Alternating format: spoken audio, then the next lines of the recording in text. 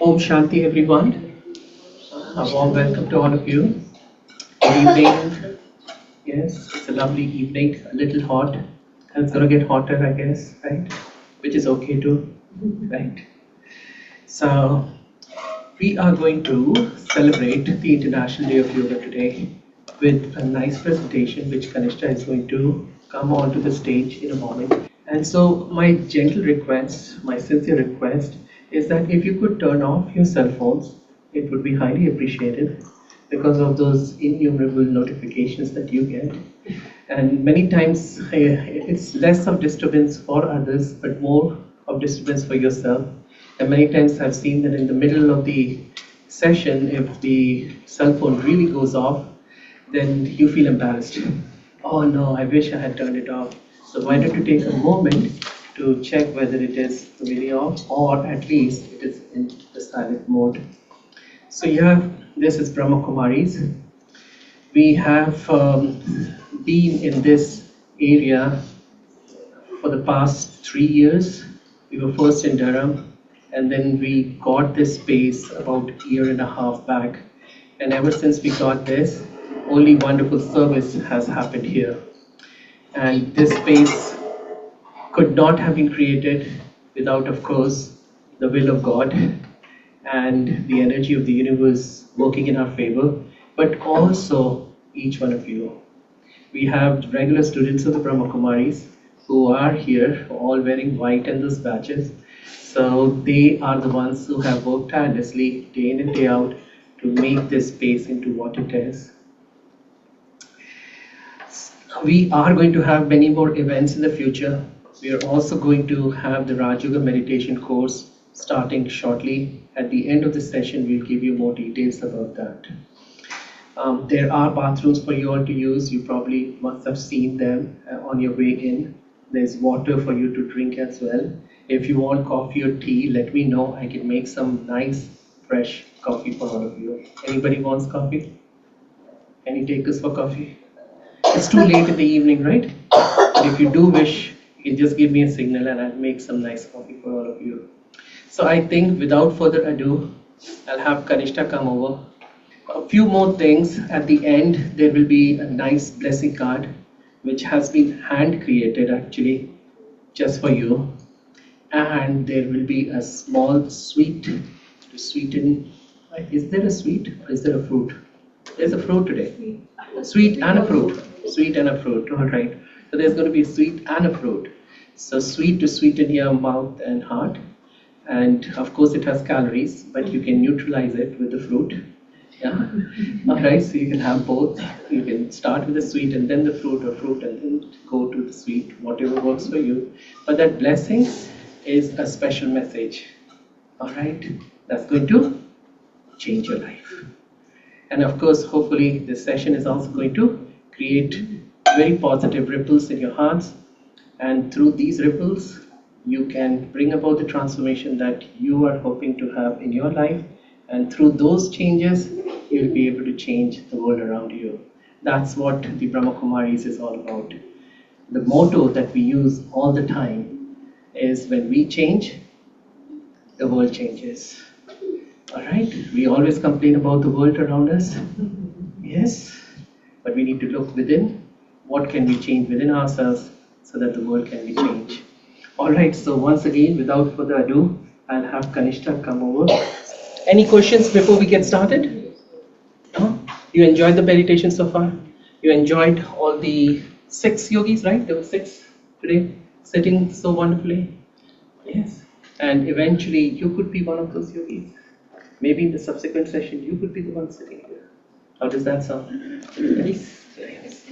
Oh, yeah, there's a special prize if you sit at the front. The special prize is that you get lot more peace, lot more energy. So meanwhile,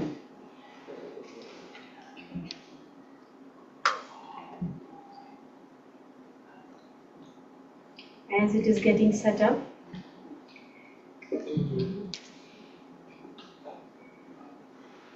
we all can stabilize ourselves in Om Shanti awareness. Have you heard of this word Om Shanti? How many of you know the meaning of Om Shanti? Yes, some of you, right? So Om means I am and Shanti means peace. So Om Shanti means I am peace. Okay, so we all will say Om Shanti, and as you say Om Shanti, not just speak but also feel as if that energy of peace is flowing from the top of your head to your entire body till the bottom of your toes.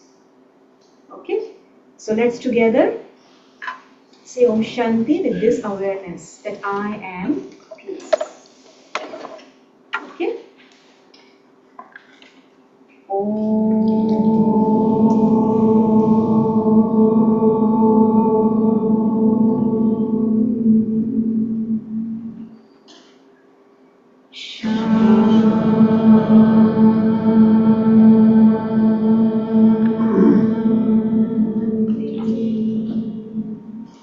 let's say 3 times.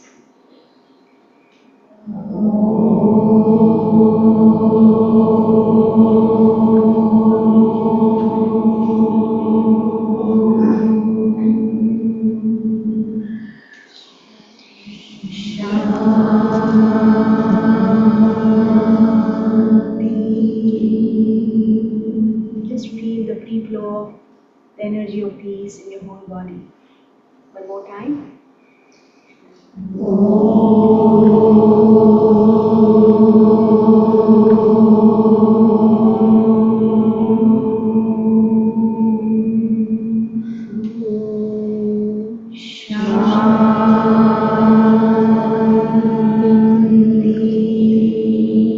Here we go. See the power of Om Shanti.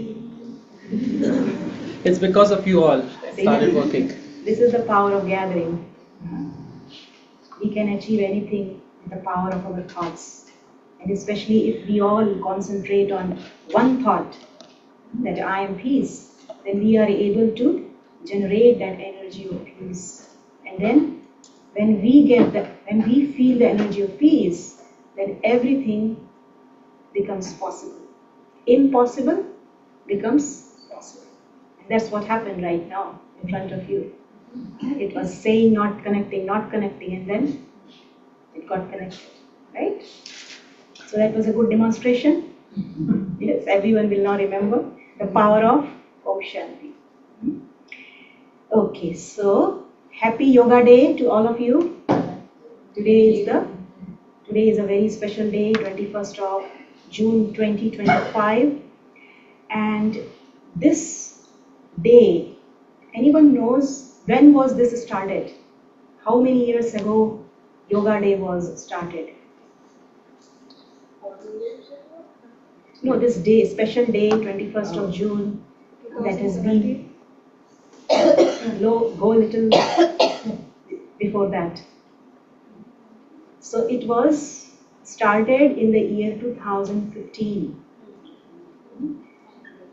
declared by the United Nations as the day of Yoga Day. And it was initiated by the Prime Minister of India, Narendra Modi. Okay. So, and every year they have some or the other theme. So this year's theme, anyone knows this year's theme of Yoga Day? So this year's theme of Yoga Day is Yoga for One Earth, One Health. So what it means is that every individual, when every individual becomes aware of the power of becoming healthy and work towards it, when we all work towards becoming healthy, then the entire earth will become healthy, right? Because who is living on this planet earth? We all human beings are living on this planet earth. So whatever energy we create, that is what is going to be generated on this planet earth. So what it means is that it is our responsibility, it is each one's responsibility to generate the energy of peace, so that we all together can bring peace on this planet. Right? give me? Yes.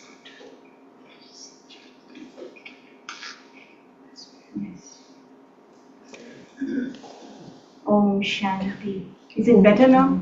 Yeah. Yes. So instead of saying hello, hello, hello, we say Om Shanti, Om Shanti, Om Shanti.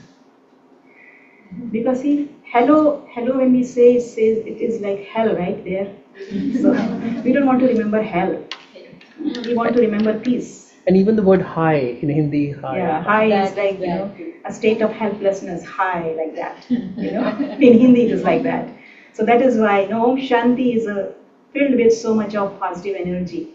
So that is why, you know, it's a very beautiful phrase. Okay, so now let's start. Let's begin with understanding about this word yoga, a little bit of history of this word yoga. This yoga word comes from a Sanskrit word that is yuj, and which means union or to connect with something. So this is very interesting that, you know, in olden days, people used to use this kind of weapon, which was very heavy, very strong, very big, and this physical device, they would call this physical device as yuj. So yuj means weapon. And they would use this to bring, you know, the cattle together. And even before that, they used to use this weapon to bring the horses together, so that they can use the horses in the wars. And they would use this device not only to bring the horses together, but also to calm down the horses, so that they are under control and then they can use those horses in the battlefield. So similarly, yoga is a powerful weapon that we can use in our lives to control our own mind, which is like a horse, right? We always say it's a racing. So there is racing of thoughts in the mind, and we compare our mind with a horse. So we can use the power of yoga, this weapon of yoga, to calm down our inner horse, the horse of our mind, right? Okay, so now let's understand about this word Raja Yoga. What is Raja Yoga? As you know, Raja means king, and yoga means, like I said, connection.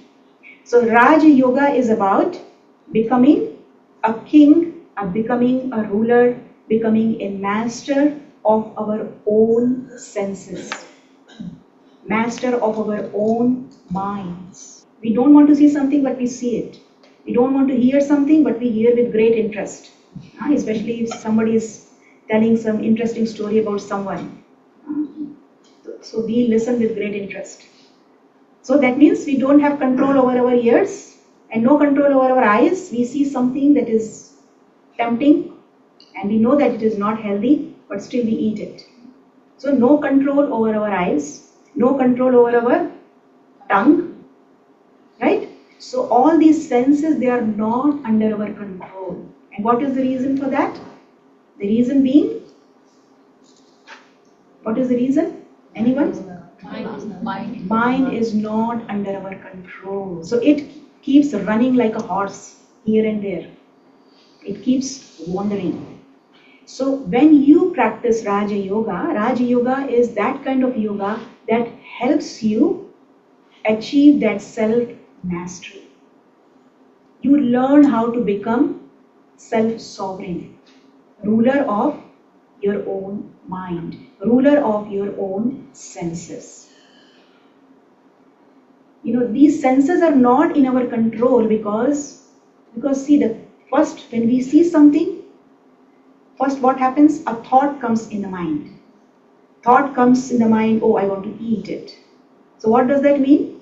That if we control our mind, if we direct our mind towards the right path, if we train our mind in such a way that the thought of eating itself will not come in the mind, then the senses will not do anything, right? So what it means is that if we control our mind, then it becomes easy for us to have control over all our senses. Because everything originates in the mind. I want to see something, I want to hear something, right? So the seed is our thoughts, and thoughts are created in the mind. So that is why when you practice this Raj Yoga meditation, then over time you will see that your mind will start to become very calm, and mind will start to obey your orders.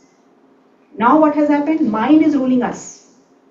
So we all have become slaves. See, no control means, what does that mean? That we have become slaves of our own minds. Right? So Raj Yoga meditation helps us to become master of our own minds. And there is another meaning of this word Raj. In Hindi, another meaning of this word Raj means secret. So there are many secrets that you will come to know with the practice of Raja Yoga meditation, which we don't know. And over time you will see that how you will be enlightened as you come to know many secrets of life. Secrets about who you are, secrets about who God is, secrets about where we are, secrets about the purpose of life. There are many different secrets that you will come to know. And when you come to know about the secrets, what happens? If there is a secret, sometimes it is like when we prepare some dish and it comes out to be very good, and then people ask us, how did you make it? What is the special thing that you have put in this? And we say, it is secret ingredient in this dish, right? And when you come to know about the secret ingredient, you also come to know about how to prepare a dish, then how do you feel? How do you feel? You feel happy, right? Yes? So knowing the secrets will make us happy. And this Raj Yoga is what helps you become happy. Because every day when you practice, you come to know secrets, many, many secrets. And then you yourself are surprised, wow, I never thought about it. And this is what I learned, right? So, Raj. So you become Raj, you come to know many secrets. That is Rahasya. In Hindi we say Rahasya. So this is Yoga Rahasya. Raj Yoga is about knowing the secrets. So Raja also means not just king of the self, but actually this meditation, this yoga is the king of all the different types of yogas. There are nowadays so many different yogas, right? Hatha yoga, then hot yoga, power yoga, so many yogas. But what is special about Raja Yoga? Raja Yoga is like, it is the amalgamation of many different types of yoga. That means it brings together the essence of many different varieties of yoga. And that is why it is considered to be the king of all yogas. Okay, so now let's see what are the different types of yoga that you will be able to understand as you practice Raja Yoga. So Raj Yoga is about Jnana Yoga. The basis of this Raj Yoga is the true spiritual knowledge.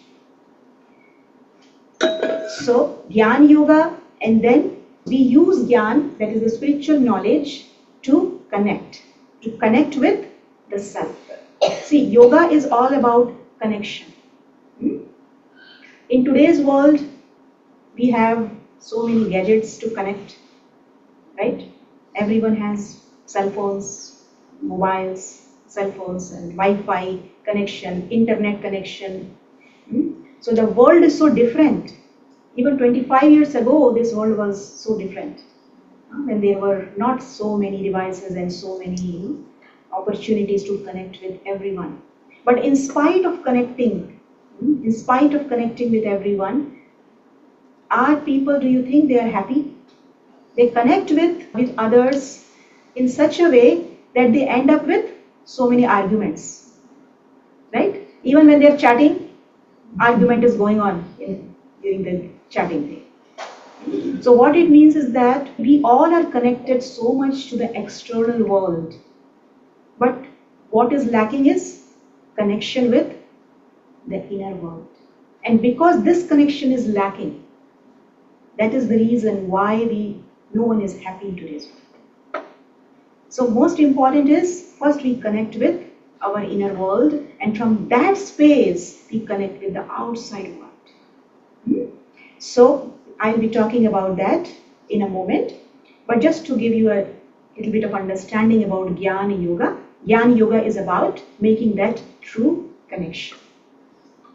And then Hatha Yoga. Hatha Yoga everyone knows. Usually when people talk about this word yoga, they relate yoga with all the postures, different postures of the body. So Hatha means you are putting your body in a certain position. Hatha means force. You are putting your body in a particular posture. And Hatha Yoga not everyone can do. Those people who have arthritis, will they be able to bend their knees? So Hatha Yoga is not possible for everyone. But Hatha Yoga actually helps us to become more disciplined. We say, yes, I want to exercise, so it's like disciplining yourself. The determination comes with that. So Raj Yoga takes into consideration the determination and the discipline. And then there is also an element of Bhakti Yoga. Bhakti means devotion.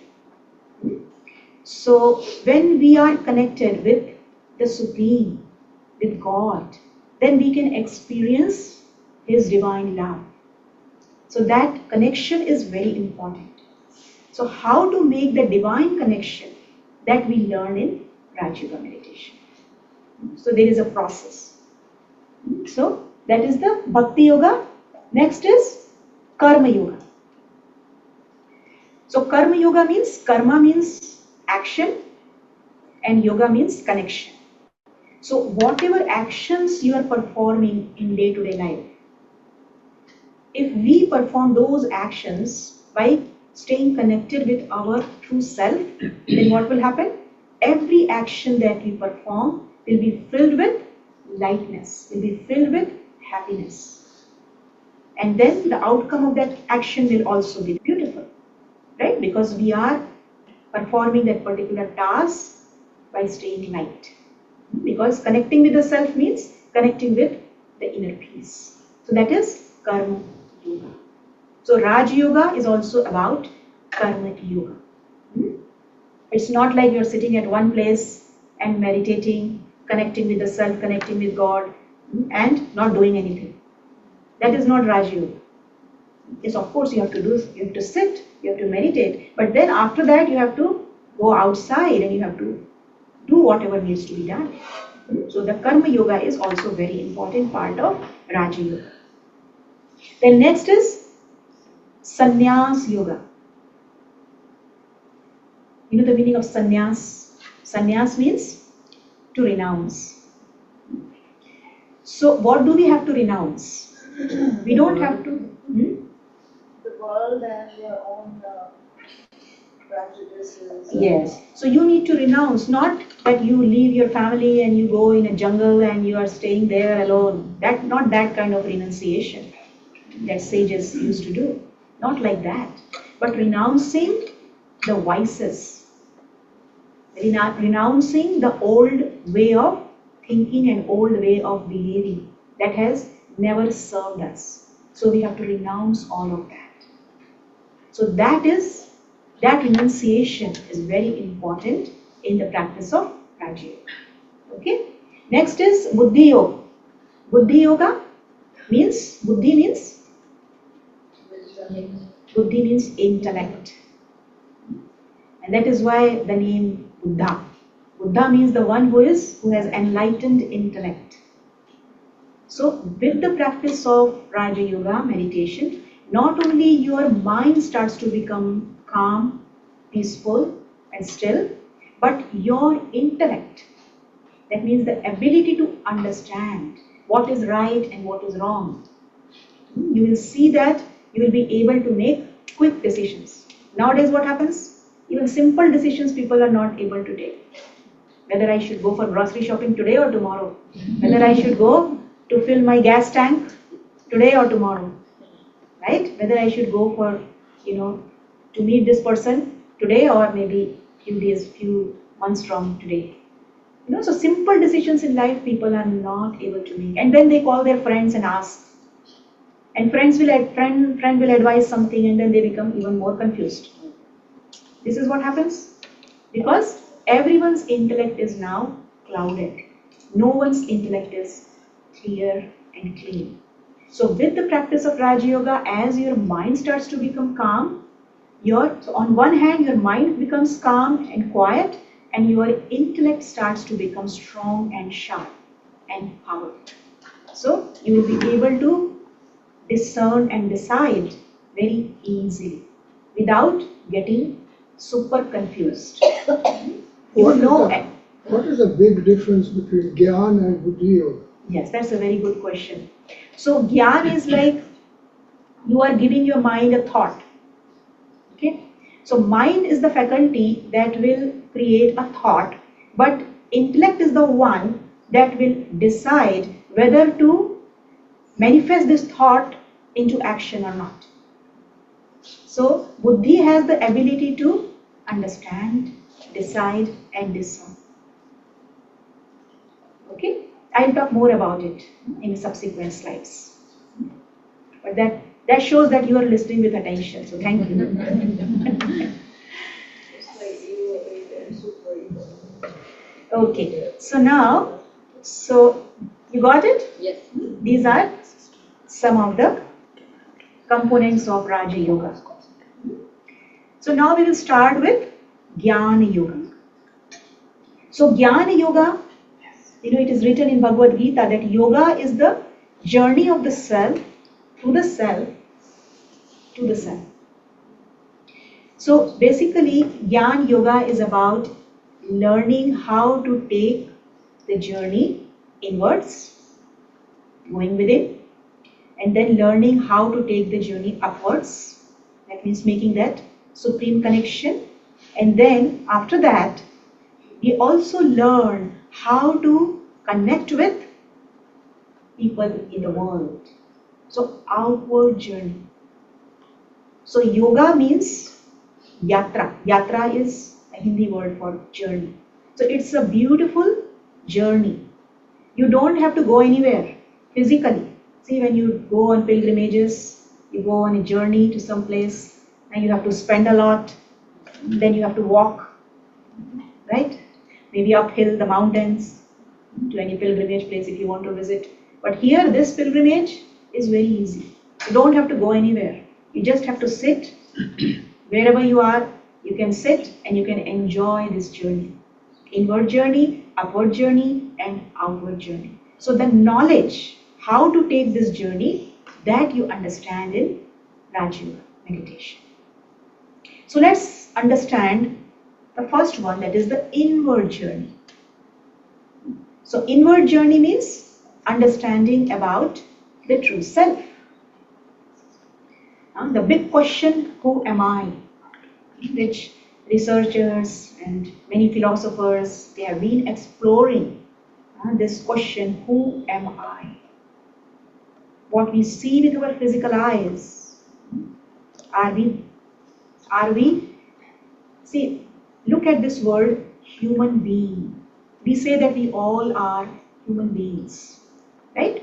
But when we identify ourselves, we mainly focus on what? The human part.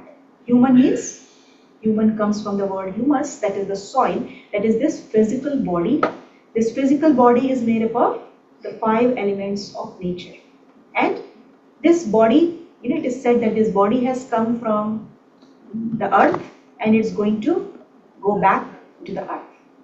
That means this body is perishable. It's going to go away one day. No one is going to have this physical body forever, right? So whatever is going to perish is not the truth.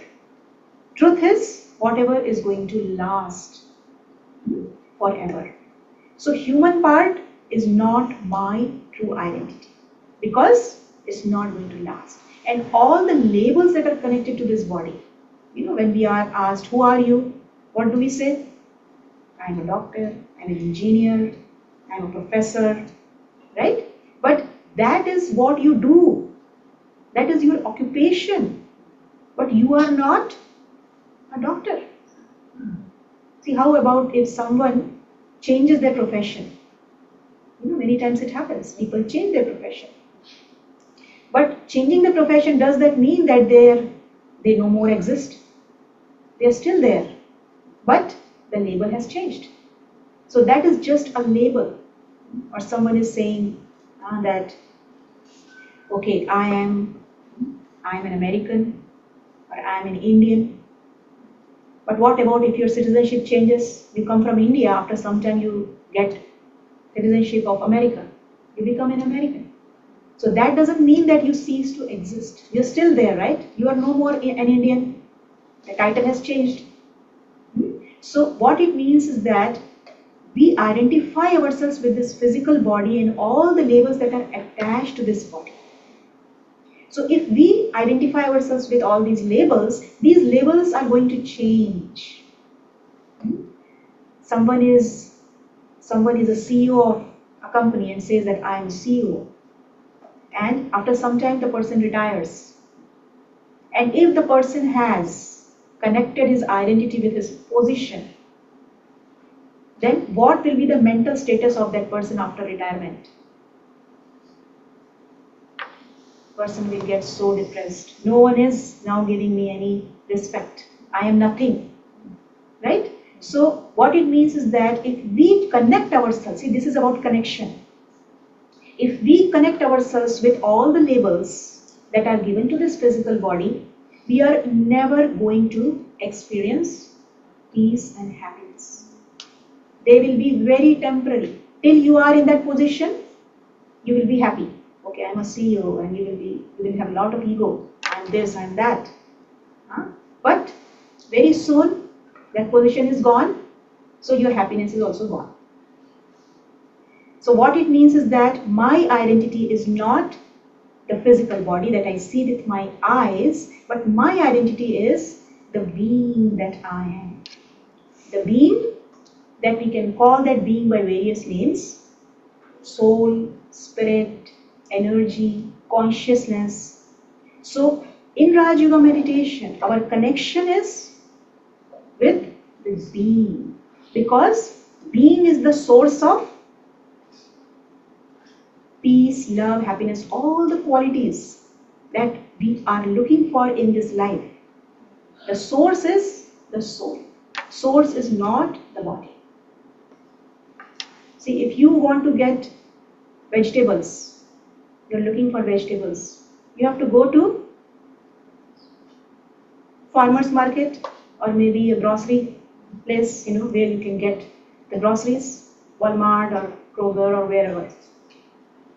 But if you go to the library expecting that you will get a vegetable there, will you get vegetable in the library?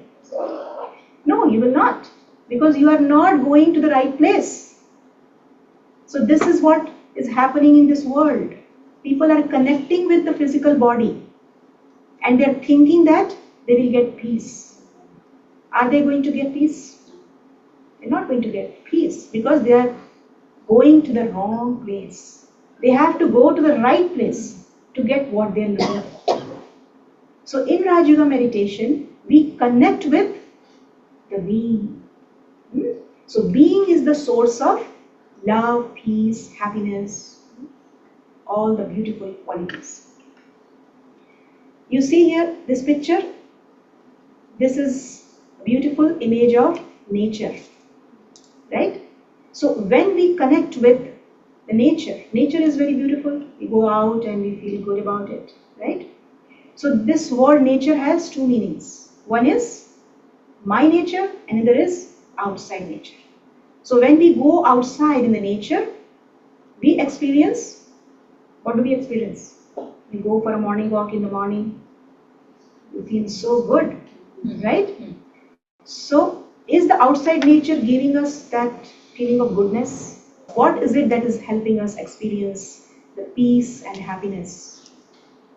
So this word nature, it's my inner nature that gets activated when I connect with the outside nature. So here again, connection is with the nature. When I connect with outside nature, because in the nature, outside nature is so pure. So that nature actually activates our inner peace. It's not that the outside nature is giving you peace. It's your inner nature that gets activated when you are walking in the morning time, or where if you go close to the ocean or wherever, in the garden or forest, wherever. But is it possible for us to go close to the ocean every day? But it is possible for us to go inside this nature every day. Any moment we can go. Don't have to make any extra efforts, right? Just a few minutes you have to take out and you visit your inner nature. And when you visit your inner nature, then you will be able to activate your own peace. You don't have to depend upon the external nature to trigger your inner peace.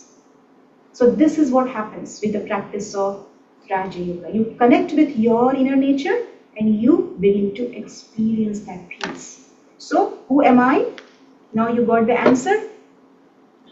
Who am I? I am a soul. And that soul is a tiny, tiny point of light. That's the form of the soul. And that is, as you see in the picture, it is here at the center of the forehead. This is the place where the soul sits and operates this physical body. So soul is that energy that is needed to drive this body. You know, we say that this body is like a vehicle and soul is like a driver. So you need a driver to drive the car, right? Without the driver, it becomes hard. So similarly, the soul is the one who takes this body everywhere. See, you came here. You came here to this place. Who brought you here? It is the soul who brought you here. The thought came in your mind, I have to go. So who is the one who is thinking, who is creating the thought? The thinker is the soul. Body cannot think. Can a dead person think? Dead person cannot think. So it is the soul, is the energy of the soul that creates a thought. So thinker is the soul. So when you think that I have to come, then you are able to come. So who am I? I am that eternal, immortal, imperishable. Soul is never going to die. It changes different costumes, but it is never going to perish.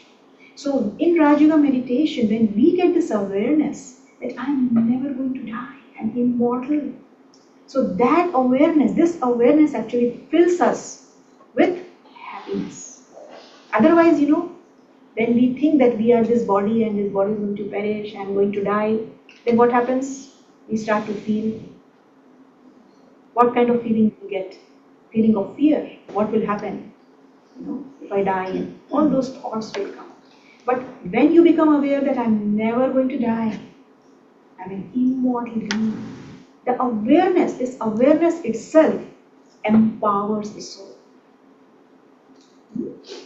So this is a fundamental practice in Raja Yoga meditation, which we do every single day, the awareness. See, what is meditation? What is meditation? What is Raja Yoga? It is about becoming aware of who you truly are. And not just becoming aware of that, but becoming an embodiment of that. But before you become an embodiment of that, you have to remember. So, you are a peaceful, loveful, pure, powerful, happy, truthful and blissful soul. So this is our inner nature. See, we all love to see a rainbow outside, right? Whenever there is a rainbow, it rains and there is sun, so we see. And here in this country, I see double rainbows. It looks so pretty. And then when we see a rainbow, then we ask others also, come, see how beautiful it is. Right? But that rainbow we will see only when it rains, when there is sun, so not every time. But this rainbow is always there inside you. You just have to go inside, you have to visit your inner world, your inner nature, and you can experience the beauty of this inner rainbow. And when you see this inner rainbow every day, how will you feel? You will automatically feel happy. You'll be so full, you'll be so happy. Wow, it's so pretty. Okay, so now we will learn a little bit more about our inner world. So our inner world, it is like I said, it is about, Raj Yoga meditation is about experiencing self-mastery. So experiencing self-mastery, what it means, that we have to become aware that I, the soul, am a king. Who is the king? Not the mind, but I, the soul, am a king. So, king has the kingdom, right? So, in my inner kingdom, there are mainly 3 ministers. And what are those 3 ministers? In any kingdom, there are ministers, there are subjects, right? So, in my inner kingdom, there are 3 ministers. And what are those? Who are those?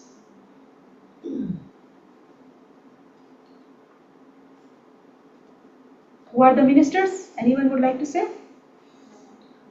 Yes, children? Who are the ministers in your... It's the mind, soul, and No, see what is written. Who are the ministers? mind, intellect, sanskars. Sanskars, yeah. So, in our inner kingdom, these are the 3 ministers. Mind, intellect, and sanskars. So, if the king is powerful, then the ministers will listen to the king, right? But if the king is weak, then what will happen? Ministers will overpower them, right? And this is exactly what has happened in this world. King has become very weak. The soul has become very weak. And because of that, mind has taken over. Mind is doing whatever it wants to do. You are sitting in meditation, creating this thought, I am peace. And are you able to concentrate on that thought? Immediately what happens? Oh, what am I going to cook for dinner? Yes? What my child is doing at this time? So all those thoughts will come. That means you have no control over your minister. Minister is not obeying the order of the king. So this is not the kind of kingdom we want to have inside us, right? We want to have that kind of kingdom where all the ministers are listening to the king. Everything is in order. See, if they are not listening, there is disharmony inside, then there will be, the kingdom will be very disordered, right? Subjects will also not listen. If ministers are not listening, who are the subjects you see? Yes, children? Children, who are the subjects in your inner kingdom? It's the senses, that's touch, taste, see, smell, Yes. and hear. Yes. So all they are not visible actually, they are at the back, no? So you cannot see them. Yes. Children should sit, come at the front. Children should come at the front. I can hardly see them. At least the elder one come sit here. Yeah. The elder one come here. So that I can see and I can ask. Yes. And children are very smart, So, yes, so subjects are the 5 senses, right? So these 5 senses, they also have to listen to the king. If king is saying, don't see, don't chat, switch off your mobile, no watching of any movie, go to sleep. So eyes should close. Ears should also not listen to any interesting thing about the neighbor. So they should also listen. So this is where Raj Yoga helps us. The king, we have to make the king strong. That is the whole aim in this Raj Yoga meditation. And that is why, and how to make the king strong? How to make the king strong? See, if a person becomes very weak, he's bedridden, how we make that person strong? Feed good. Yeah, proper feeding. That's the most important thing. So similarly, we have to feed the soul the right type of food. And what is the right food for the soul? What is the right food for the soul? Yes, child. What is the right food for the soul? What should we feed the soul so that the king soul becomes powerful? Yes? Peace, positive thoughts, right? Yes, we have to feed the soul with positive energy in the form of thinking in a positive way. So every day we should keep checking what is going on in my mind, what my mind is creating, what type of thoughts my mind is creating. So in the practice of Raja Yoga, we learn how to manage our mind, manage our thoughts. And I will share with you a very simple formula, how to manage your thoughts. There's a very simple formula, SOS. Whenever any thought comes in your mind, first step, stop. Stop. S stands for stop. Then O stands for to observe. You observe the quality of that thought. Okay, I'm getting this thought in my mind. Is this thought really worth thinking? Worth creating? So observe the quality of that thought. Whether the thought is positive, negative, waste, useless. And then next S is steer. Steer your mind in that direction where you feel that it's going to serve you. Just like, if you are driving your car and on the road you see that maybe a tree had fallen down or there is some kind of block, then what do? You stop, then you observe here and there, which path should I take? And then you steer your car in that direction. So, Raj Yoga is about learning how to drive your own mind. You learn how to drive your mind. So this simple formula, if you use it regularly, diligently, then you will see that your mind will start obeying you. So we talk more about all of these, in the Raj Yoga meditation course that we offer. So today I am just telling you, few things about in the course what we include. If you want to know more about all of this, you want to learn about the anatomy of the soul, anatomy of the mind, intellect, sanskars, more about it, then you can register for the course that we will be offering, and we will be telling you when we are going to start a new one. And all the courses that we offer, they are free of cost. There is no charge. The only charge is your commitment. Commitment to come here for at least an hour. That is the charge. Okay? So,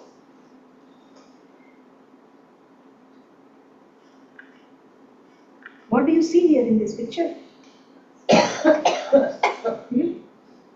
Yes, children? This is an iceberg, right? So in the iceberg, how much portion is above water and how much portion is underwater? 90% is underwater, and what you see is only 10%. So what does that mean? That what we see is, what do we see? The body is only 10%. And what is invisible? The soul. 90% information and 90% energy is inside, not this body. So the superficial layer is the mind, the middle layer is the intellect, and the deepest layer of consciousness is the sanskara. And sanskara is like a recorder. It's like a memory bank. So whatever we think, whatever we speak, whatever the way we act, we behave, all the karma, everything gets stored in the sanskaras. So So that is why it's very important for us to watch our mind, to watch our thoughts, watch our feelings, because everything that we are creating is getting stored in the recorder. And how thoughts are created? How thoughts are created? There are mainly two sources. Because we need to know why I am thinking what I am thinking. What is the source of my thoughts? So thoughts, they arise from two sources. One is from the outside, the information that we gather through our senses. That is one source of thought. Yes, you can come and you can sit. There is place over there.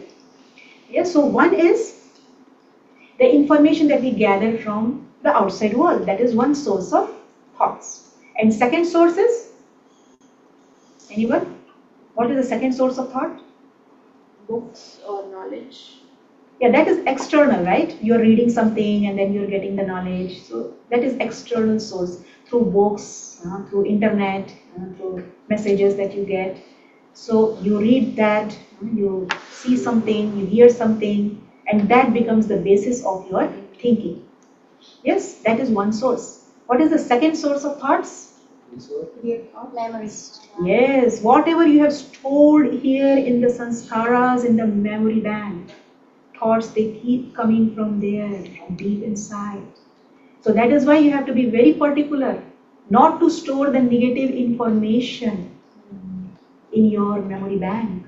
Otherwise, even if you don't want to think negative thoughts, they come. It happens sometimes. Yes. Huh? And then you wonder, why this thought is coming in my mind? So it is coming because at some point of time, you have stored that negative information in the sanskaras, in the memory bank.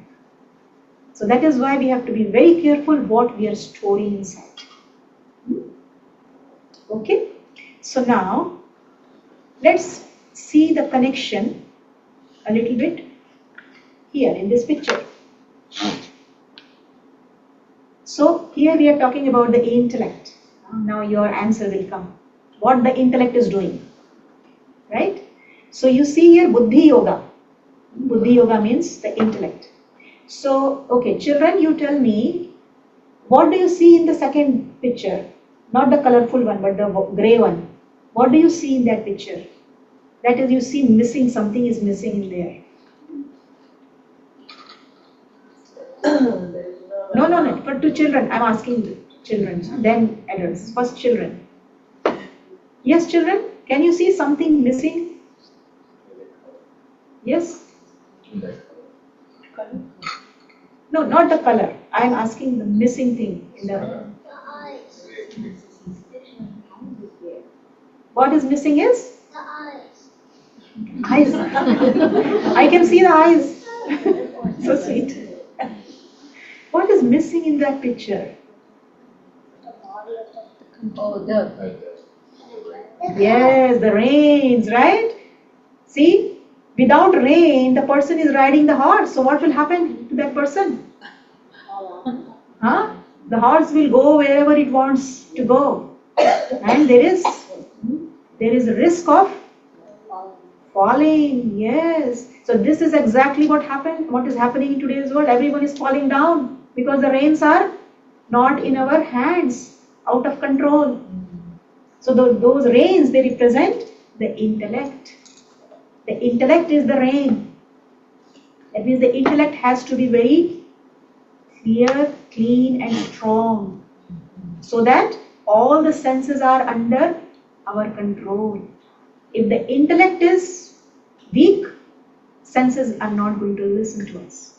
And then we won't be able to have control over our senses. So the connection between the soul and the body, that is not the right connection. See, the hand that you see at the top of that person's head, what does that represent? That hand represents the outside influences. So when there is no rain, then the person is very easily influenced by the external world. So that is in that picture with that grey horse. So that is not the right relationship of the soul and the body.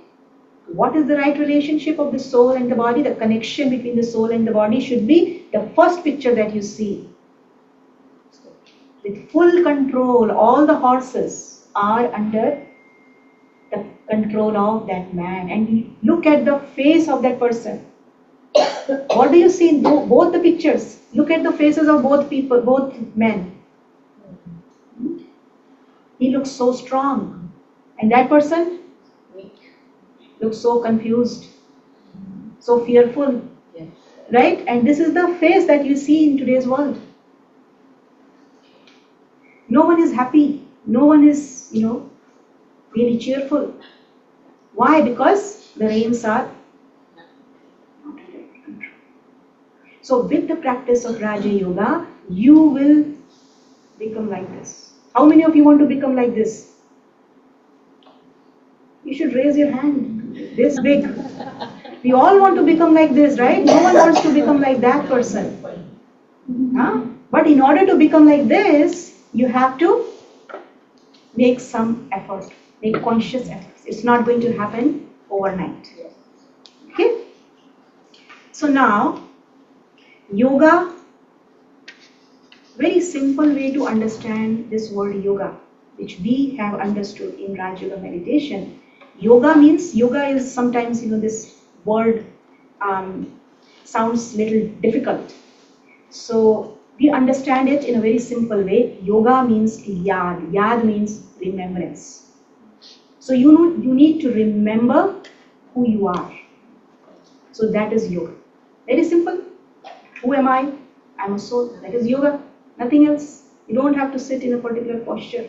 But you have to put your mind in this posture.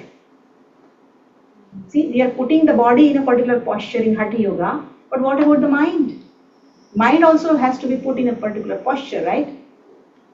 So the pose of the mind should be, I am a soul.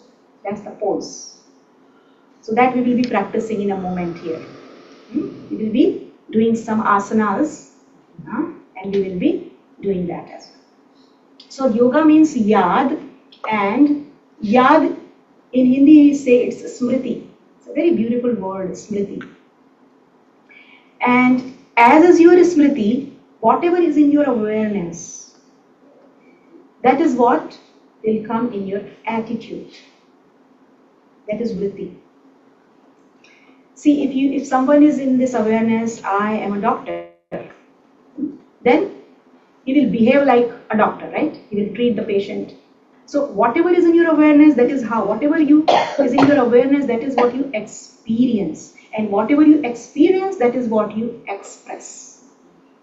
Right? So if you are aware that I am a soul, a being of light, filled with all the peaceful energy, loveful energy, all the qualities, then that you start to experience. And how will your attitude be then? Happy, calm, loving. That is what you are going to express outside. So as is your awareness, so is your attitude. And as is your attitude, so is your drishti, that is vision. Then you will look at everything. Your perception will change. That means even if the situation is negative, you will not see the negativity in that situation. You will see only and only positivity. And this is the work of the intellect. Good intellect. Good intellect will always see the glass, half glass as full glass.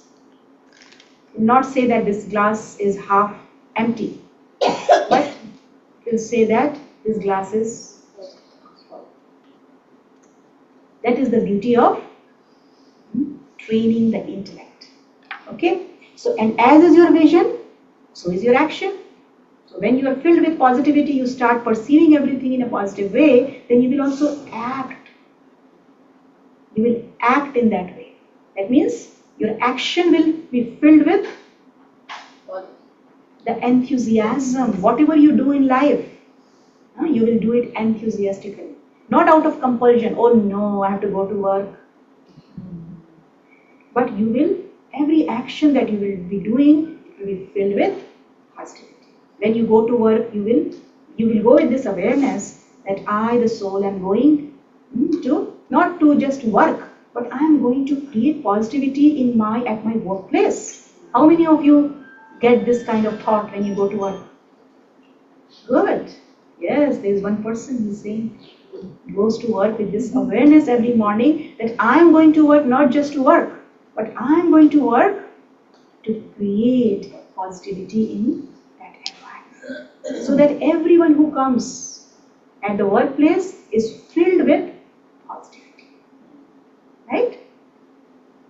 And this is how you create a beautiful world. As is your Kriti, so is your Srishti. That means, as is your awareness.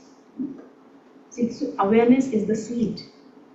Whatever is in your awareness, that awareness is going to create your world. If you are filled with negativity, that is what you are going to create, a negative world. If you are filled with positivity, that is what you are going to create, a positive.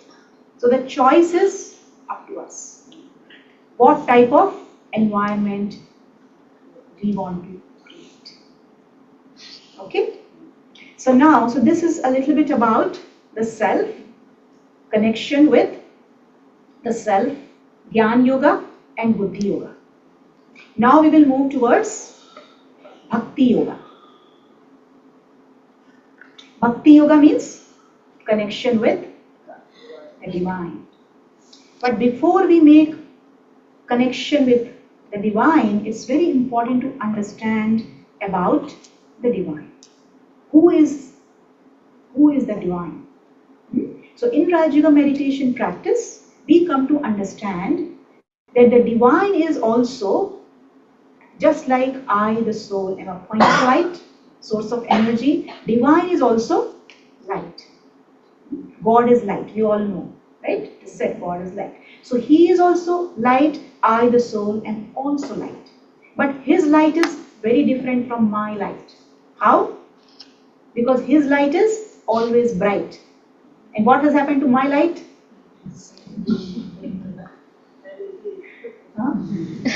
What has happened to my light? You all have become, if you look at the faces of people today's world, everyone's faces, like I said, there's dullness. No one's face is glowing. Why? Because the inner light has become so dim. And this face is the index of your mind. So whatever is inside is projected outside.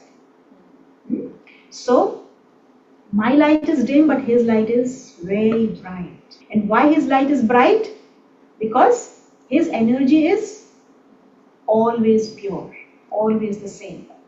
Our energy keeps reducing over time, but His energy is always the same. So this is the reason why it is important to connect with the supreme source of energy, so that the soul can be recharged. See, we need, when your cell phone is showing this red sign, what do you look for? Where can I charge? And you look here and there, you become so restless till you get a port, right? So now is the time to get restless about the battery of the soul. Very good. The battery of the soul has become super discharged. So now we have to supercharge it. So the only way to charge the soul is by connecting with the other person. Yes? That means everyone is listening. Yeah, because see, everyone is discharged. So if you are trying to connect with the other person, two empty vessels, what will happen? They will create only noise, nothing else. There is no peace. There is only chaos. So chaos is going to be created if we connect with others. Definitely we have to connect with everyone, but before we connect with others, it's important for us to connect with the Supreme Light. Because only when we are charged, we can give to others. We give others the same energy as God has. So we understand here that God is the supreme source of all the qualities that I talked about. Peace, love, happiness, bliss, the 7 virtues of the soul that you saw, the rainbow.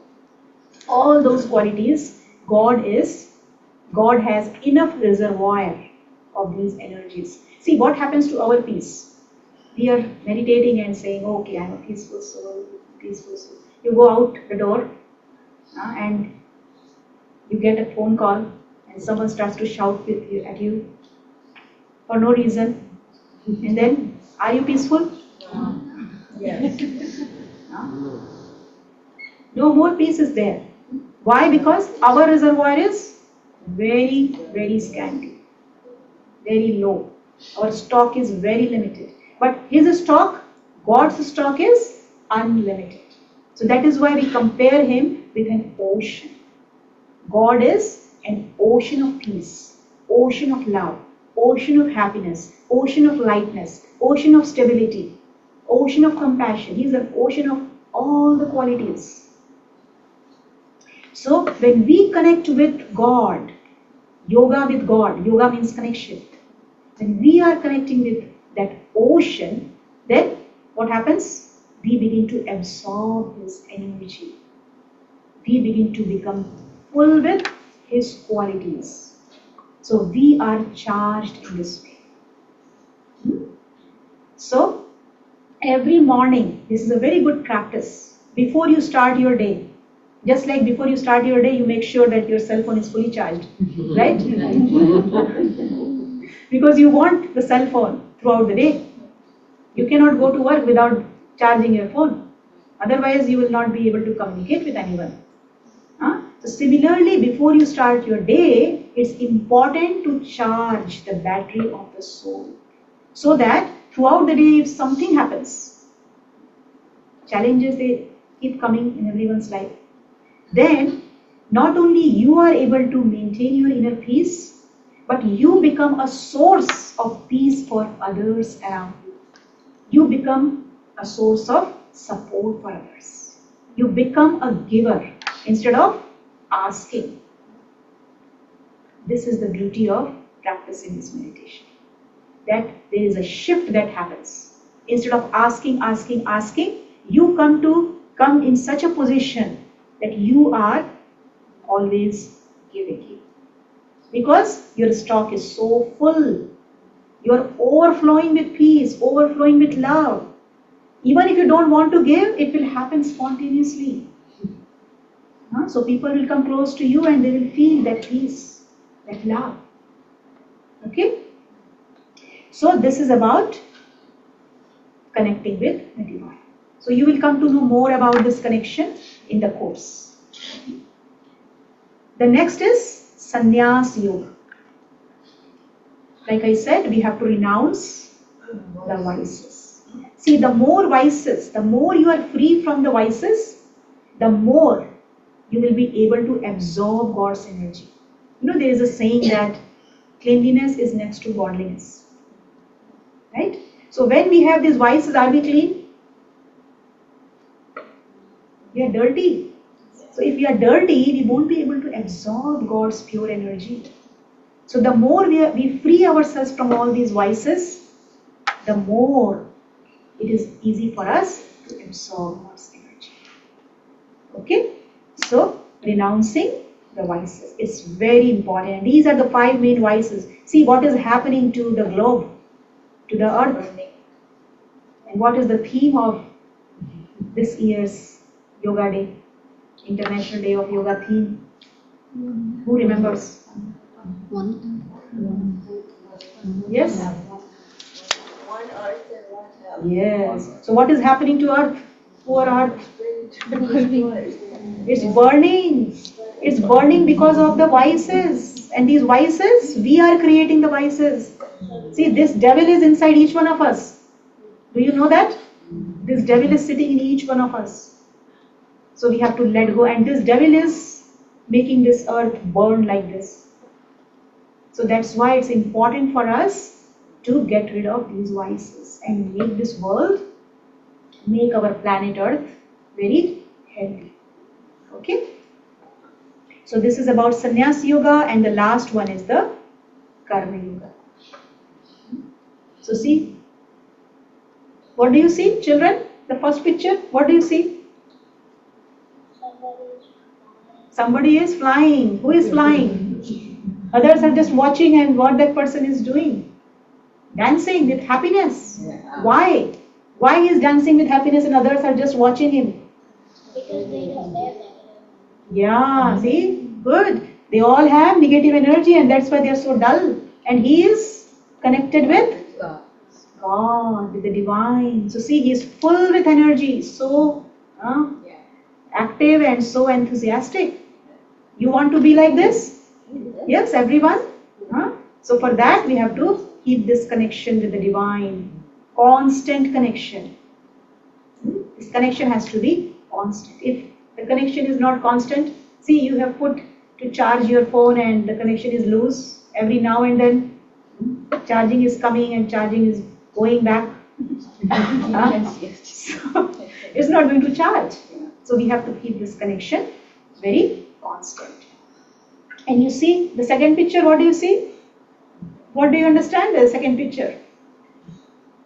As people are trying to meditate, Yeah, people are trying to meditate, but are they able to meditate?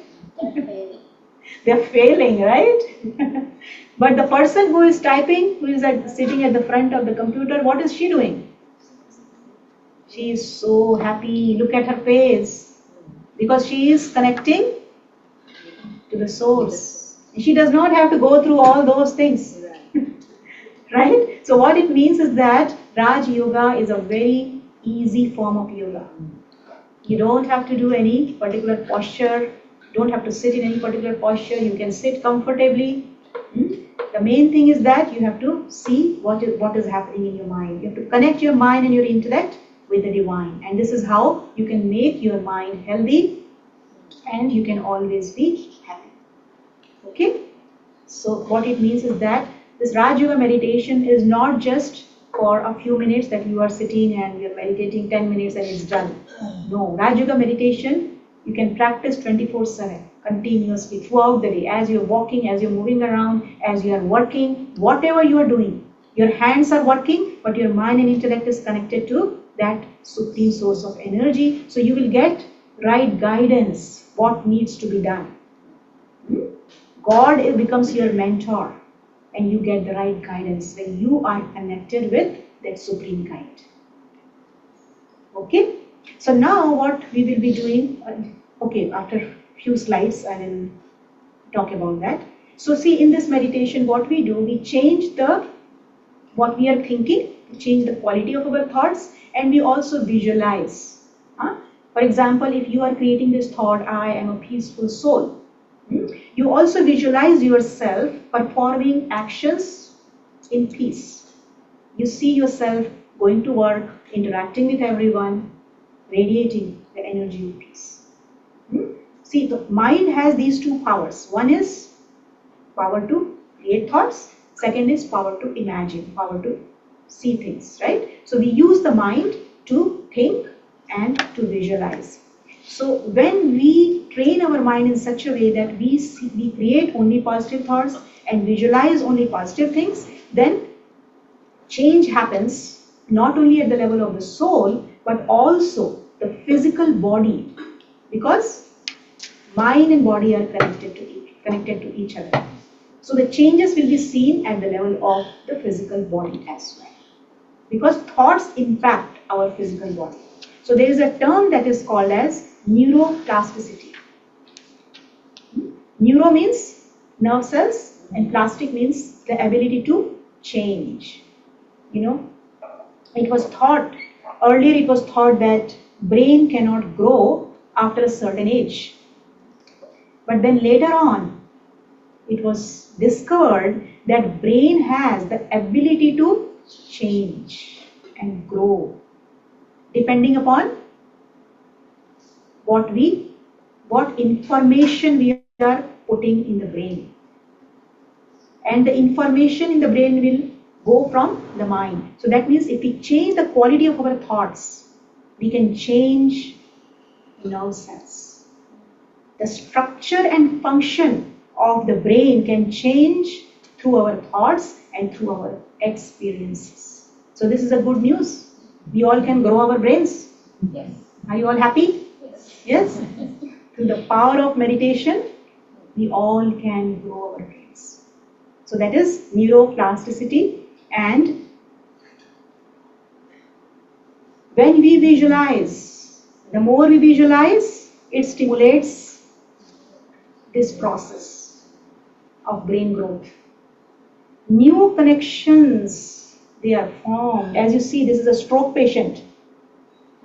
So in the stroke patient, what happens to the brain? Some cells, they die. But, so when they die, the connection gets broken. But when you visualize yourself performing certain actions, then you are able to grow the brain cells. That's the power of your mind.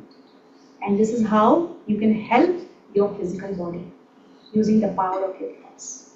The stroke patients, so in medicine actually they are using this visualization a lot to help the stroke patients. And many of them, they are able to move their hands, move their feet, move their legs by using this method, the power of visualization. Okay, so this was a little bit about the, the benefits of meditation, yoga. And now what we are going to do, we are going to do a little bit of funny exercise. How many of you do Hatha yoga? No one? Yes? Okay. So, Hatha yoga. So today what we will be doing a little bit of Hatha yoga. Those who can do, you can do, and those who cannot do, you cannot make your body sit in a particular posture. Those who cannot do, you can make your mind sit in a particular posture. You have both options. Okay? So I would like to invite Sister Neha. Sister Neha is going to demonstrate to you. Yeah, she is going to sit on the floor. Okay. So she is going to demonstrate you the kind of asanas. And what we are going to do, as we are performing these asanas, we are not only making our body sit in a particular posture, but also we will be connecting with our minds. We will make our mind sit in a particular posture by feeding the mind with a particular thought, and mind will sit in that pose and the body will sit in that pose, and then you will connect and contemplate a little bit about that thought, and then also you connect with the divine. So we are going to integrate whatever you have heard till now. We are going to bring all of that together, connecting with the body, connecting with the soul, connecting with the Supreme Soul. All three will come together. Okay? Got it? So the first asana is the Sukh asana. Sukhasana. You sit in Sukhasana. So this is a very relaxed position. You see? You can just sit like this.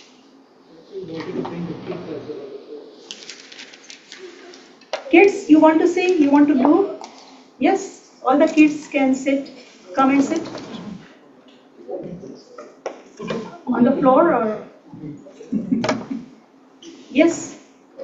Kids can do, na? It's easy for the kids to do. Sukhasana, everyone sit in Sukhasana pose. You can keep your hand in this position. See, this is what we call in Hindi mudra. Mudras. So this is Gyan mudra. So that means you touch the tip of your index finger. Come here. You touch the tip of the index finger with the thumb. Like this. So it is said that when you sit in this position, then you are able to calm your mind. Closer. Gyan mudra. Go this side, child, because otherwise you won't come into the camera. So 3 things we are going to do. First is you make yourself comfortable, and this is the most easy pose. You all can do. Sitting in Sukhasana, sitting with your legs You can fold your legs. Whoever can fold your legs, and you can sit with your eyes open. Yes. And as your body is sitting in Sukhasana, you pose your mind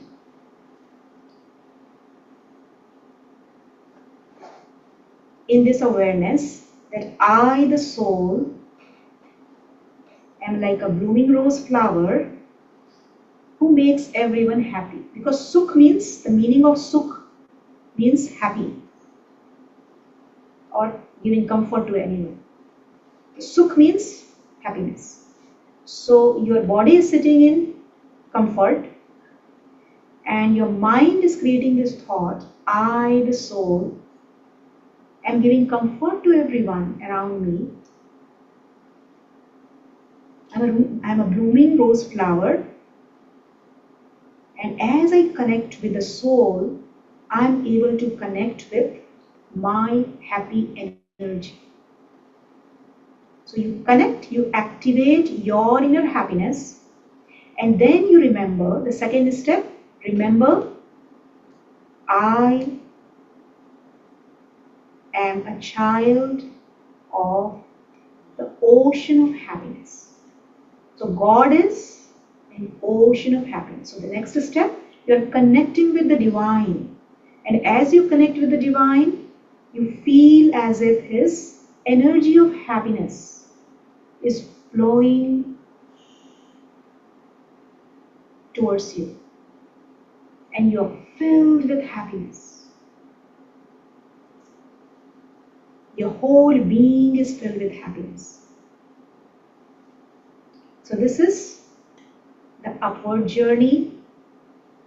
And now you see yourself comforting everyone around you, taking the outward journey by spreading the fragrance of happiness through your cheerful face. Your face is very cheerful and your behavior with everyone is very royal.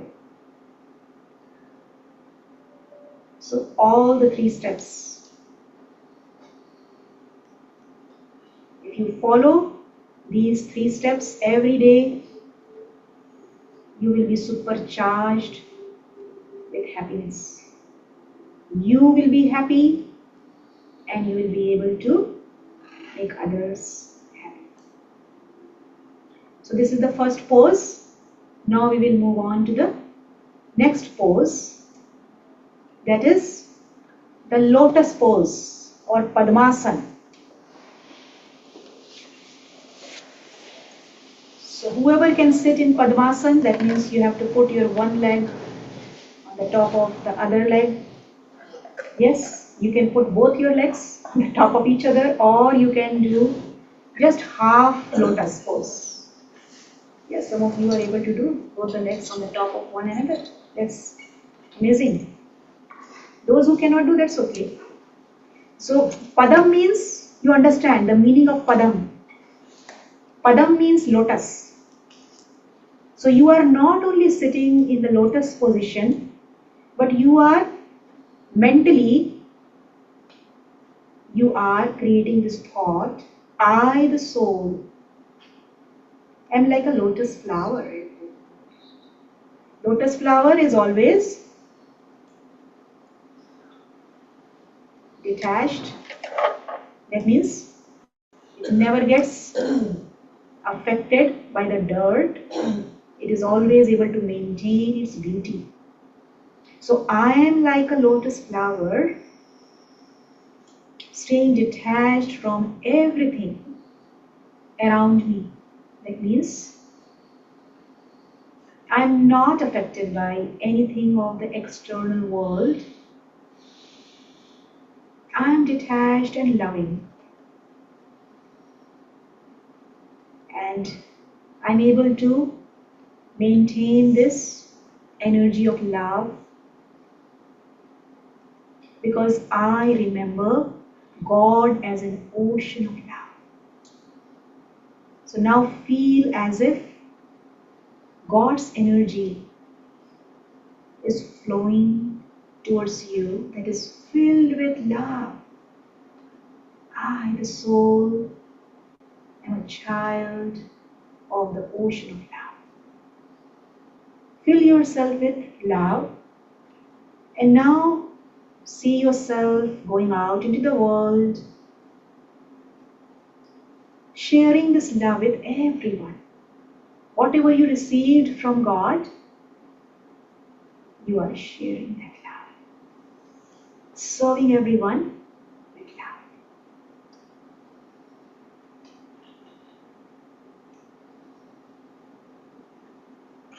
Om Shanti. Now we will move on to the next pose. That is Vajrasana. I know it's hard. You want to sit on the floor, someone can sit. You want to. Vajra means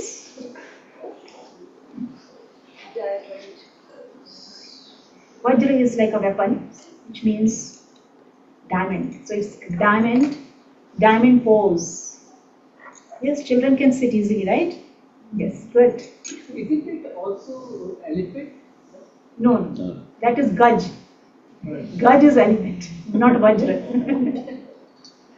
Vajrasana. It actually means thunderbolt. Thunderbolt. So Vajrasana.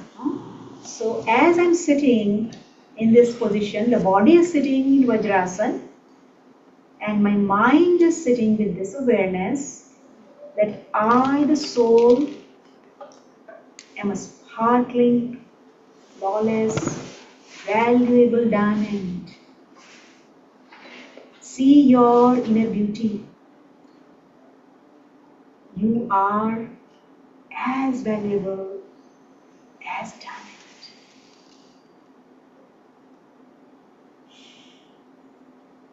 And as you remember God,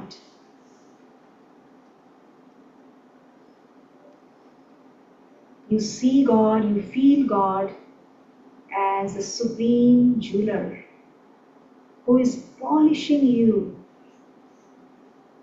making you shine even more. If there are any flaws, He is removing all the flaws from you, making you perfect. So see yourself becoming perfect. And diamond is considered to be a very strong metal. So you are becoming strong. You are becoming very stable. So now you visualize yourself as you go outside into the world, interacting with others. You are able to shine like a diamond, very strong, very stable, very powerful. And you are not looking at anyone's flaws. You are only seeing beauty in everyone. As you are a flawless diamond, others around you, you see everyone else also as flawless diamonds, children of God. And this is how you are able to experience harmony in relationships, because you are seeing only and only beauty in others, not looking at their weaknesses, but only looking at their specialities. Om Shanti. Next pose is Bhadrasana, butterfly pose. You are going to become butterflies.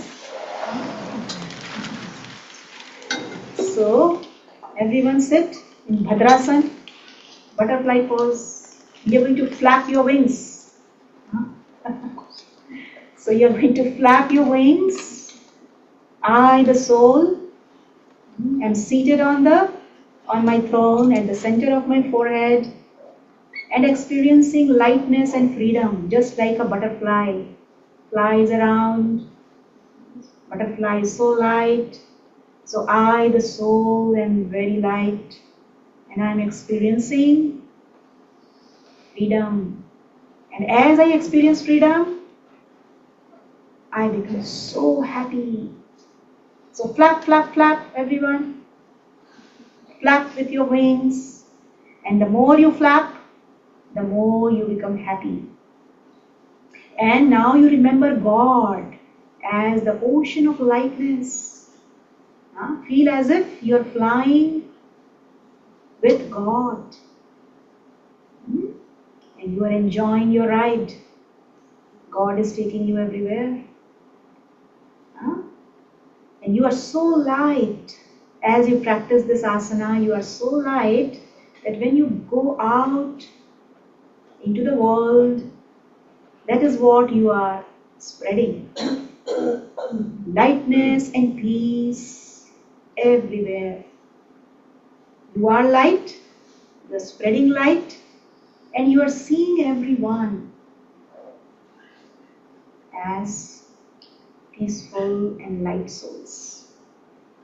Because of your energy of lightness, everyone else is also experiencing that lightness. Okay? Enjoyed your flight? Yes? Move on to the next one. Next one is a very tough one.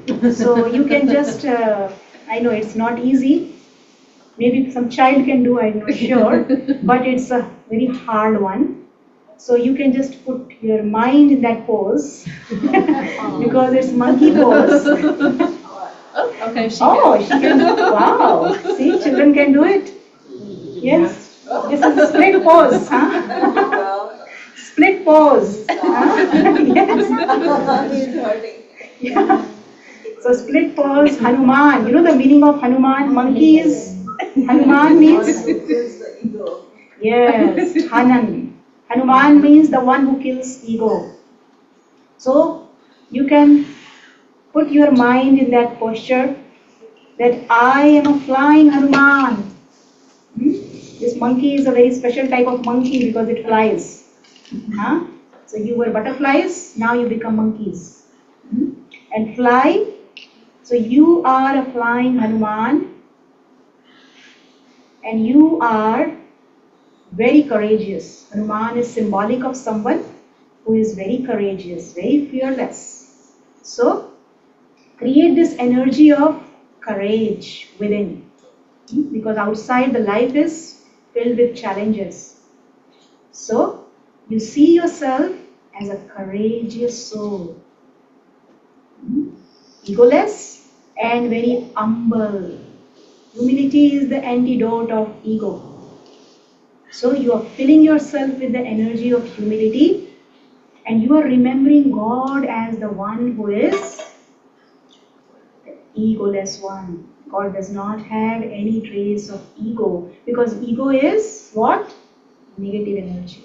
And God is filled with positive energy.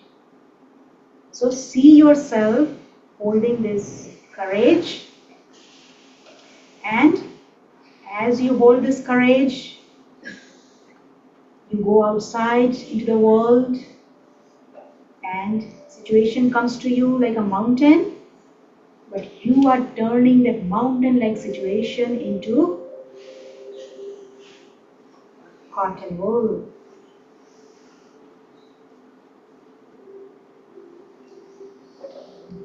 Okay? Oh, Shanti, now is the time for you all to get up. This asana is the standing pose. Tree pose, Vrikshasana. Whoever can do, this is a balanced posture. Life is about balance, right? Yoga is all about connecting in such a way that you are balanced. So, your body is taking the pose as if you are a tree. Tree always gives. So, you are a giving tree. Mental pose, I, the soul, am a giving tree.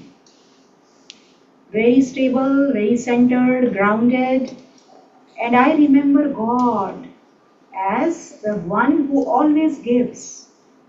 So remembering God and getting inspired by the way he gives, always gives. He never asks anything from anyone. So I, the soul, am always giving with this understanding that giving is receiving.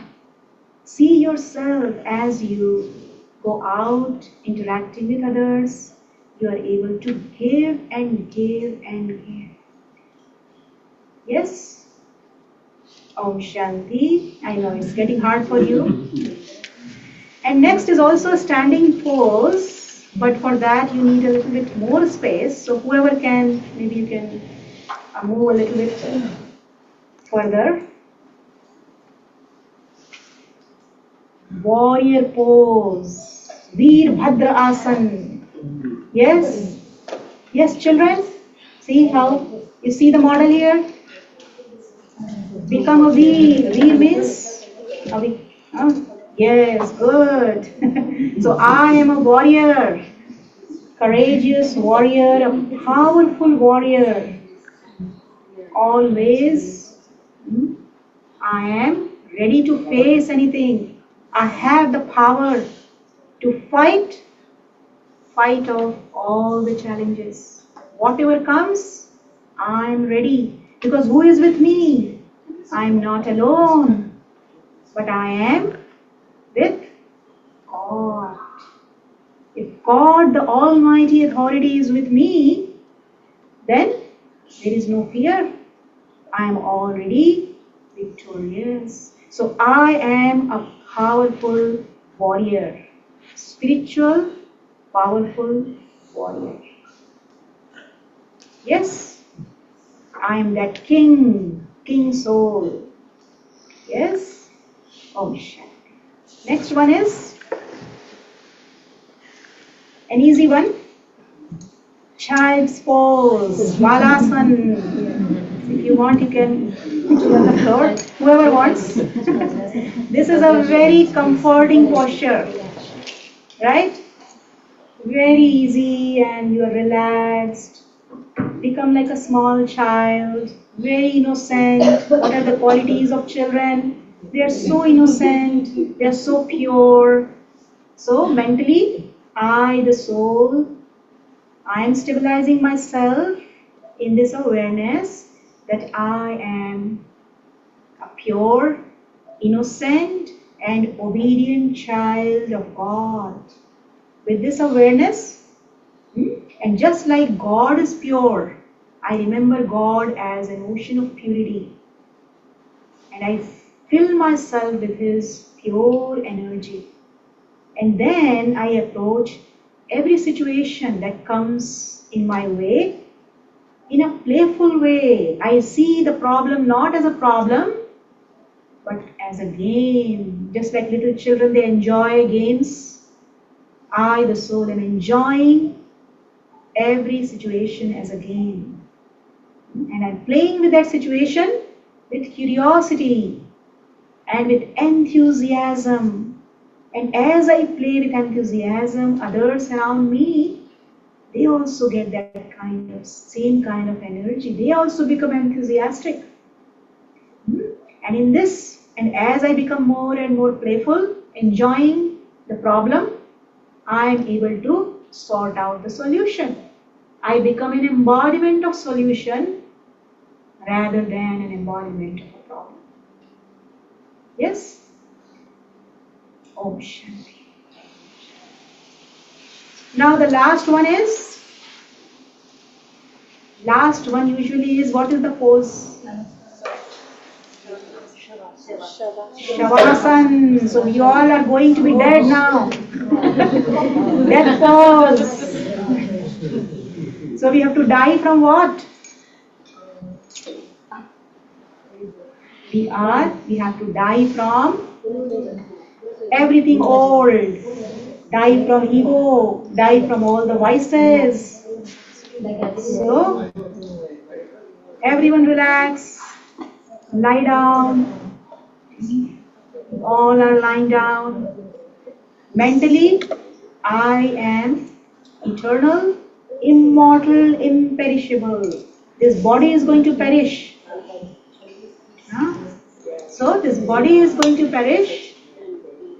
Huh? This body is going to perish, but the soul is never going to perish. So you do this exercise with this awareness that I, the soul, am eternal and never going to die. Huh? I am experiencing the joy of life by dying from ego. And I remember God as a supreme soul who is also immortal, an eternal being. And I carry this knowledge, I carry this information with me, and I see every moment to be my last moment. That means anything can happen at any time. I have to be ever ready. I'm not afraid of anything. I'm ready because I know that I'm never going to die. This is the truth of life.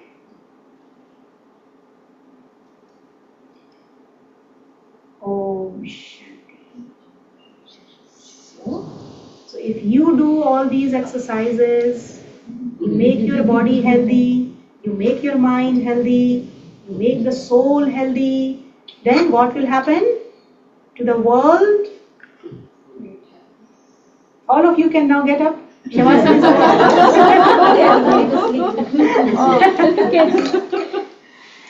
So the awareness, this awareness, whatever we do, the awareness is going to change the human world into a divine world. See this beautiful world, we all can change. This world will become heaven. There will be heaven on this earth. Instead of chaos, there will be peace, there will be love, there will be happiness. And we all can bring this type of world just by changing our awareness. So clap for yourself. Yes, you all made the conscious effort to create that kind of awareness. So this is the true yoga. Yoga of the mind, yoga of the body, yoga with the Supreme, yoga with the soul. Right? Any questions? It's 7:02. Perfect I have time. a question. There are a lot of people who don't know what soul is. So how do you convince them that there is a soul? Bring them here. Yes? Because they have to experience. Okay, but I've been Huh? told for it. Yes. You know, You have to in experience. One of those slides you showed, the forehead and the Yes. light. So I have heard that this is like the third eye, Yes. and scientifically they have shown it's the pineal body. Yes. Pineal gland. Yes. Yeah. Pineal gland. It sits very close to the pineal gland. Sits very close, in the brain. Because see why it sits there in the brain and not anywhere else. Sometimes people say it is in the belly. Sometimes people say it is in great toe. Sometimes people say it is in heart. But actually it stays very close to the pineal gland. Why? Because the control is here.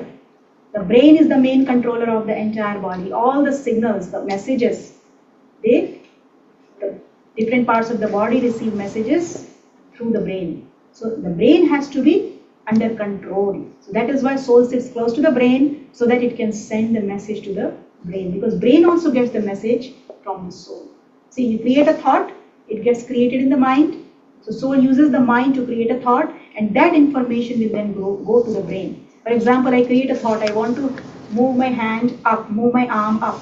So this information, the thought will then go to the brain. And then the brain will send the signal to my arm. And then the muscle will contract. This information will come through the nerves. And the nerves will then stimulate my muscle. And then the muscle will contract, and then I will move my hand, like my arm up and down. So this is the whole process. That is why soul sits there. Maybe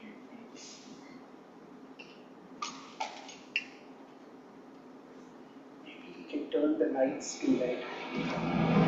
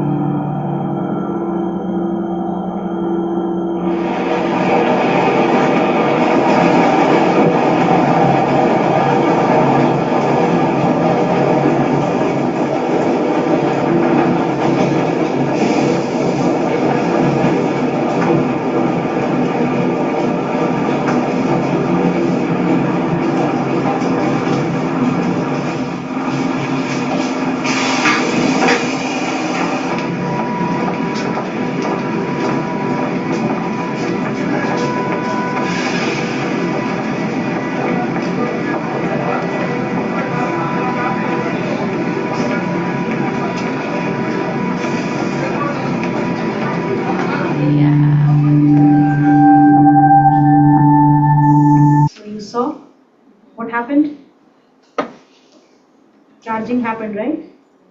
He was able to charge himself, and because of his charging, the other person also was able to take the light from him. So this is the beauty of this Raj Yoga meditation practice, that it not only helps you, but it helps everyone around you. So you are not only learning meditation for yourself, but you are learning this Raj Yoga for the entire family. And now I would request Siddhant to come, and he will share his experiences, because we started this meditation together about 25 years ago when we were in our medical school back in India.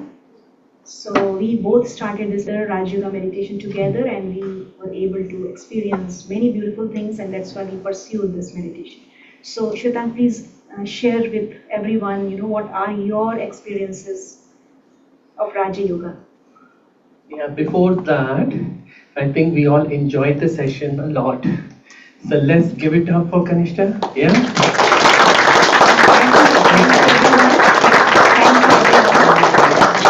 It would not have been possible without all of you. If you had not come, you would not have enjoyed, right? Because of all of No, you. we would have still enjoyed. So anyways, I don't think we have too much of time to go into... Sorry, I took up a lot of time. Which is totally okay. We enjoyed that. I just want to emphasize, although Kanishta talked about the etymology of Raj Yoga, but how did it all originate? You see, when we hear the word yoga, the thought that comes in our mind is those asanas, right? Those poses, those postures. Hatha yoga. Yoga is hatha yoga in most people's minds. So originally, thousands of years back, a few thousand years back, people were practicing only Raj Yoga, not Hatha Yoga. The original yoga is Raj Yoga, the most ancient form of yoga, which we are now learning.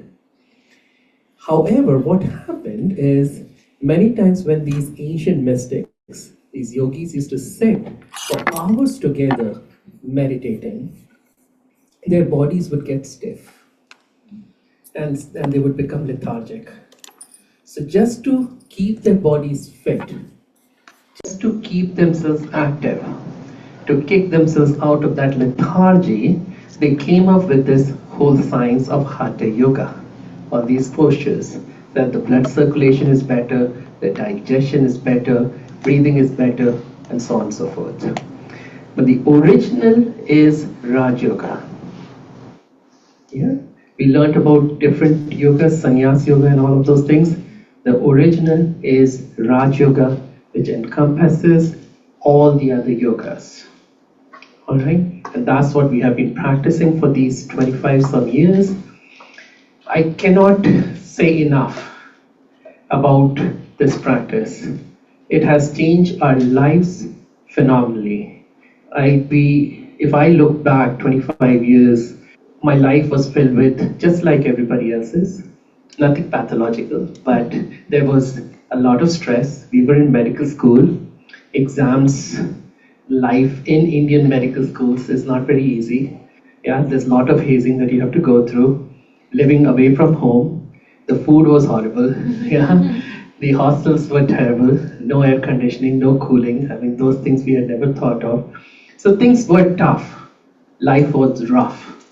And I remember waking up many times with anxiety and stress and so on and so forth. My health was not very good. And then when I happened to come to know about the Raj Yoga meditation, because the Brahma Kumaris had organized an event at the medical school. So we went there, we meditated, just like you all meditated, and we had the most amazing experience. And after that, there's no looking back, really. We have learned so much over these years, and now I feel that we've come to a state where we don't know what is the meaning of the word sorrow. stress, anxiety, even fear, these words have gotten erased from our dictionary.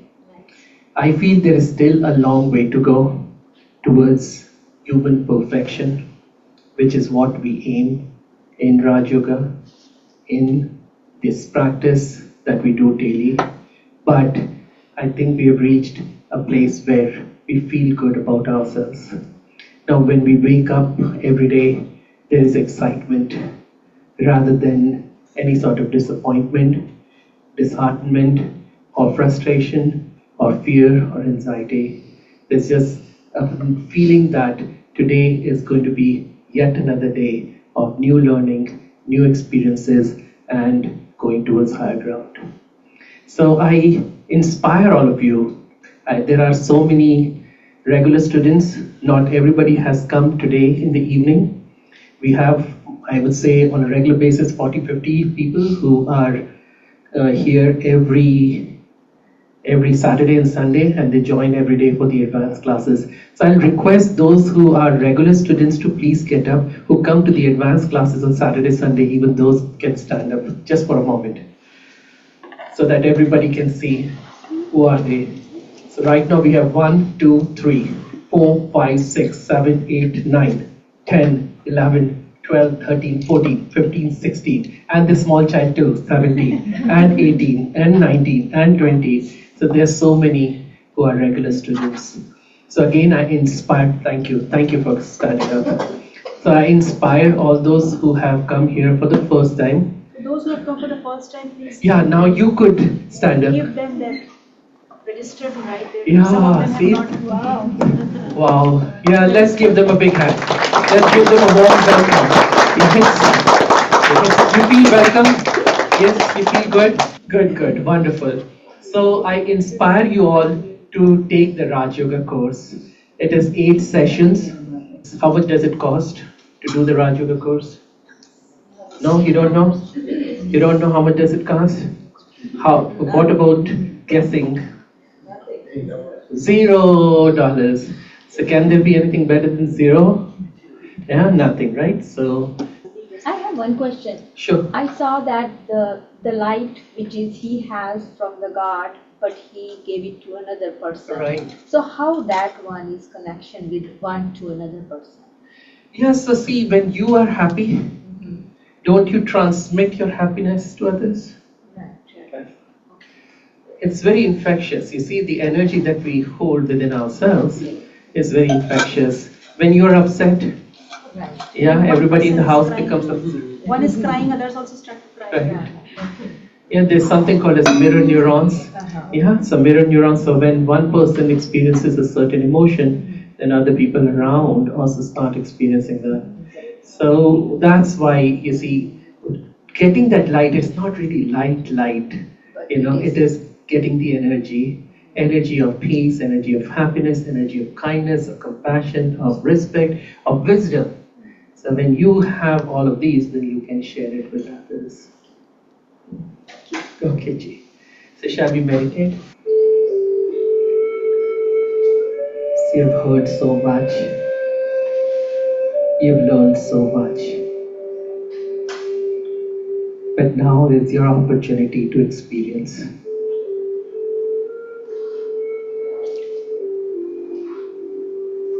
So relax. You're in a safe space. And I know there are lots of things that you have to take care of after you leave from this session. But don't worry. The universe has a way of taking care of things. So while you're here, just be here for the next few minutes.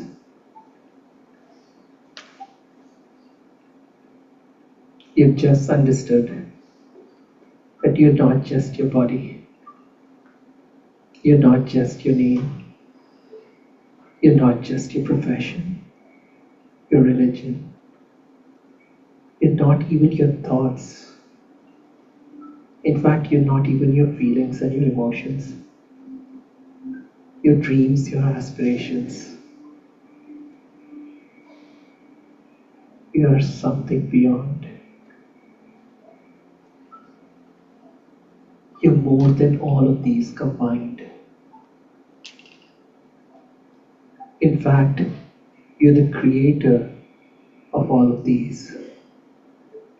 So sit very still for a few minutes, almost as if you remembered in your childhood, you used to play the game statue.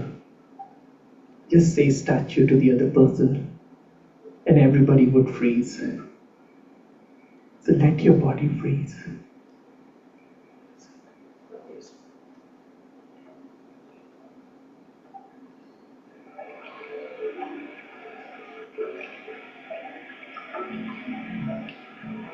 So who are you, really? The soul, the life energy, the being,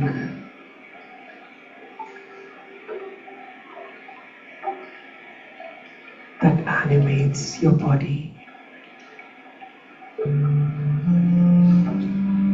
and all other aspects of your existence.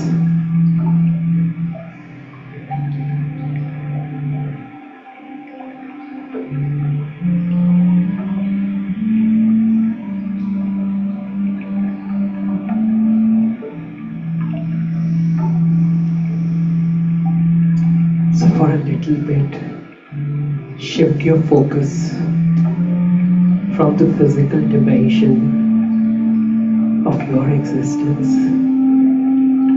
to the spiritual dimension, to the soul that you are.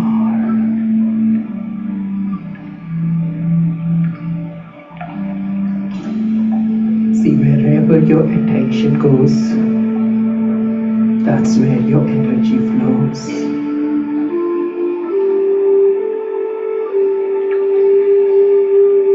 So let your energy flow towards the truth.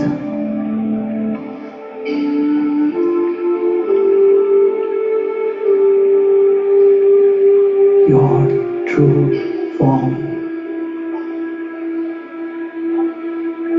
a point of light, a spark of energy that is eternal, immortal, imperishable, and indestructible.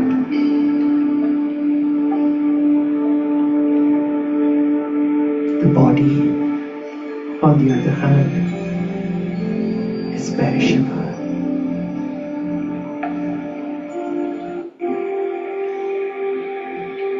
It has come from the soil, the earth, and will go back to the earth. Whereas you, the soul, will live on.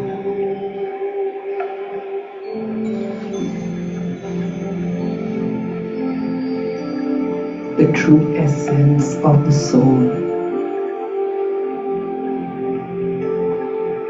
is permanence, eternality. But also the 7 qualities, the 7 colors of the rainbow. So see inside yourself a beautiful rainbow of the 7 qualities of peace, love, happiness, bliss, power, wisdom, and purity. This is who you truly are.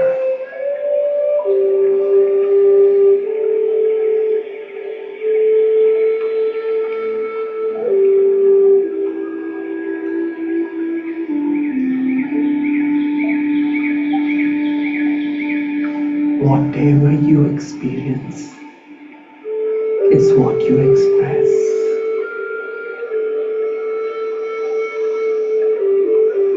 So as you stabilize yourself in these 7 qualities,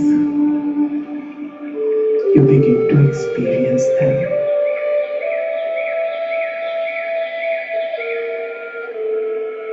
And then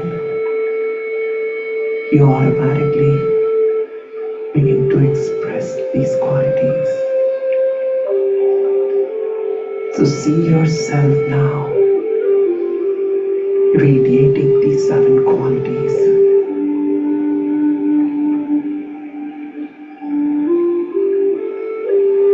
Feel as if 7 different colors of the rainbow are emanating from you and filling the space around you.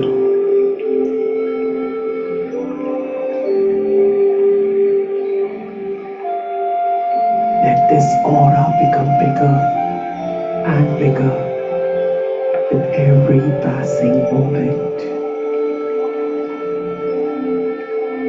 And as we end this meditation,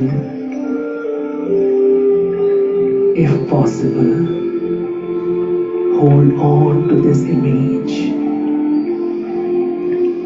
of your aura,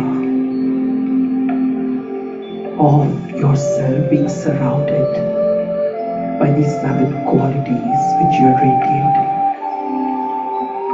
into the world out there. Try to hold on to that as you leave this place, as you get into your cars, and as you drive back home.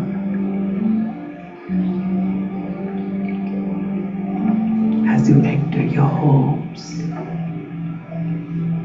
and as you prepare to go to bed tonight.